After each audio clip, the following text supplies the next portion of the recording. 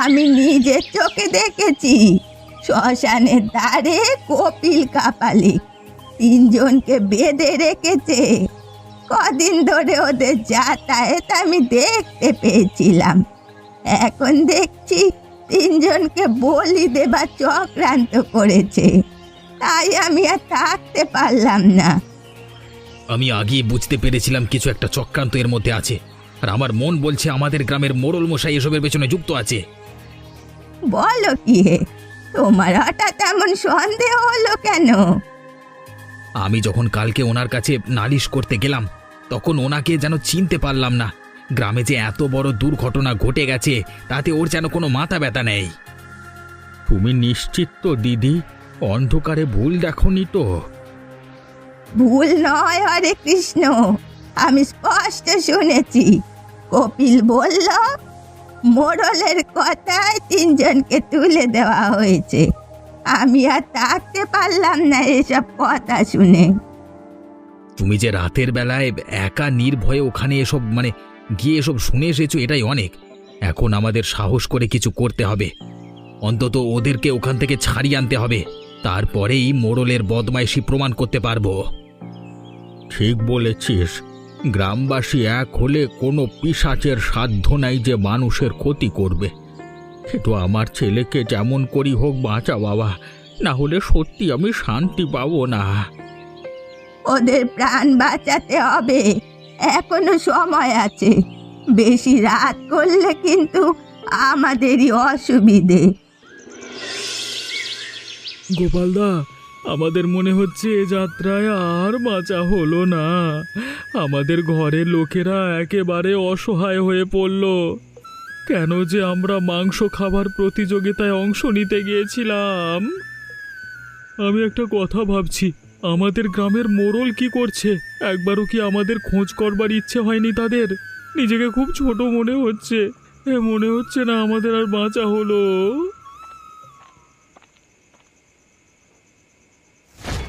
কি ফিস ফিস হচ্ছে এখানে? আমার নামে কিছু কথা শুনলাম বলে মনে হলো। কি আমি কি ঠিক দেখছি? মোড়ল মশাই, আপনি এখানে? আপনি তার মানে সমস্ত ঘটনা জানেন? এসব কিছুর পেছনে আপনি জড়িত আছেন নাকি আমাদের উদ্ধার করতে এসেছেন?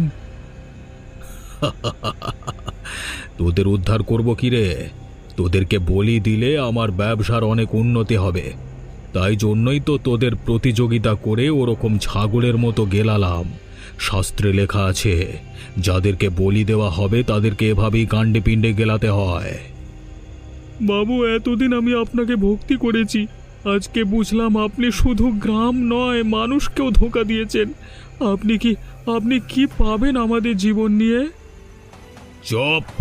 তোদের শেষবারের মতো আমি দেখতে এসেছি। এখন তো সন্ধে নেমে এলো, আর মাত্র কিছুক্ষণের অপেক্ষা, ব্যাস। তাহলেই কাপালিক বাবা নিজের কাজ শুরু করবেন। তারপরে আমি হব অনেক অনেক অনেক বড় লোক, অনেক ধনসম্পত্তি হবে আমার। বাবু, সারা জীবন আপনার দাস হয়ে থাকবো, আমাদের দয়া করুন বাবু, প্রাণ ভিক্ষা দিন। না না না না না, তা হবে না। তোদের প্রাণ ভিক্ষা দিয়ে দিলে আমার ব্যবসার উন্নতি হবে না। তার বেলায় আমার সামনে তোদের ন্যাকামো করবি না। আর মাত্র কয়েক ঘন্টার অপেক্ষা, তোরা যা করবার করে নে। রতন, ও আমাদের মেরেই ফেলবে রে, কিন্তু সত্যটা গ্রামে পৌঁছাতে হবে, না হলে আর কেউ বাঁচবে না। ওপরওয়ালাকে ডাক, যাতে কেউ না কেউ এসে আমাদেরকে উদ্ধার করে দিয়ে যায়। ওই দেখো তোমরা, ওই কাপালিক ওদের তিনজনকে বলি দেওয়ার জন্য প্রস্তুতি নিচ্ছে। তাড়াতাড়ি চলো, ওকে সবাই মিলে ধরি।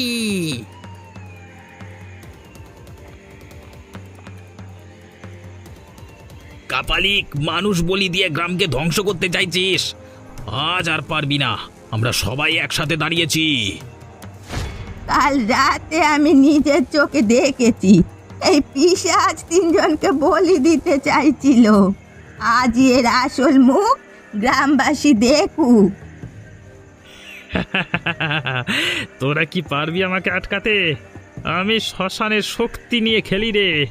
এক্ষুনি শ্মশানের অপশক্তিদের জাগিয়ে তুলে তোদের শেষ করে দেব, কেউ তোদের আমার হাত থেকে বাঁচাতে পারবে না। তার আগেই তোর খেলা শেষ করে দেব। নাও তোমরা মারো সবাই মিলে। কেটে দাও দড়ি, ওদের তিনজনকে বাঁচাও, আমরা ততক্ষণই কাপালিককে পিটিয়ে সোজা করছি। ওরে ওরে ওরে, ছেড়ে দাও, আমার মেরো না, লাগছে তো, দয়া করে ছেড়ে দাও, প্রচন্ড লাগছে আমার, ছেড়ে দাও। বুড়িমা, বুড়িমা, তুমি যদি না আসতে তাহলে মরে যেতাম, আমাদের উদ্ধার না করতে তুমি যদি। ওরে আমরা সবাই আছি তো, আমরা গ্রামবাসীরা আর যাই চাই একে অপরের মৃত্যু কামনা কেউ করি না, কিন্তু এই কাপালি আমাদের গ্রামের শ্মশানে এসে এত সাহস পায় কি করে? নিশ্চয়ই এর পেছনে অন্য কারোর হাত আছে।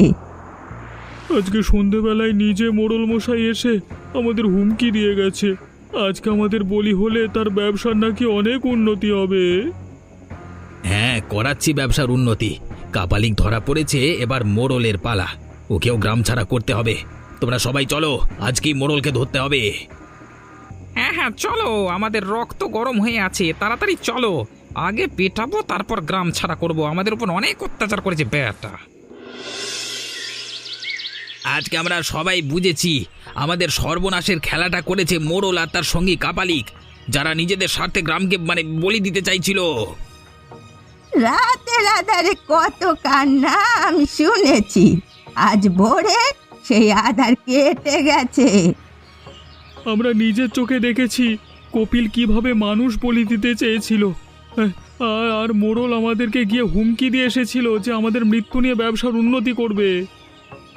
মোড়ল আমাদের বিশ্বাস নিয়ে ছেলে খেলা করেছে, মাংস খাবার প্রতিযোগিতার পেছনে এত বড় ষড়যন্ত্র ছিল সেটা আমরা বুঝতে পারিনি।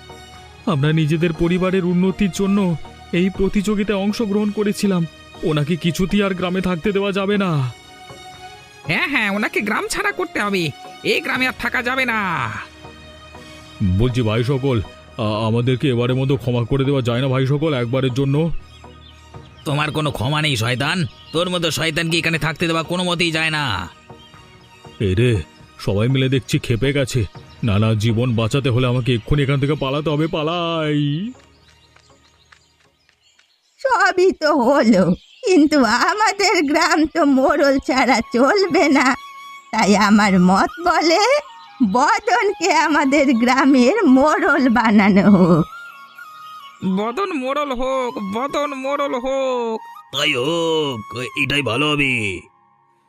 কিন্তু আমি কিভাবে, আমি তো তুমি ভয় পেও না বদন, তুমি আমাদের সকলকে বিপদের হাত থেকে যেভাবে বাঁচালে সেটা আর বলবার নয়। তুমি যদি সব সময় আমাদের এরকম বিপদ থেকে উদ্ধার করো তাহলে আমরা ভালো থাকবো। ঠিক আছে, আপনারা যখন এত করে বলছেন তাহলে আমি এই গ্রামের মোড়ল পদে বসলাম। আমি প্রতিজ্ঞা করছি এই গ্রামকে আমি কখনো বিশ্বাসঘাতকের হাতে তুলে দেব না। আমরা একসাথে থাকব, আর কোনো বদমাশ লোক আমাদের একতা ভাঙতে পারবে না।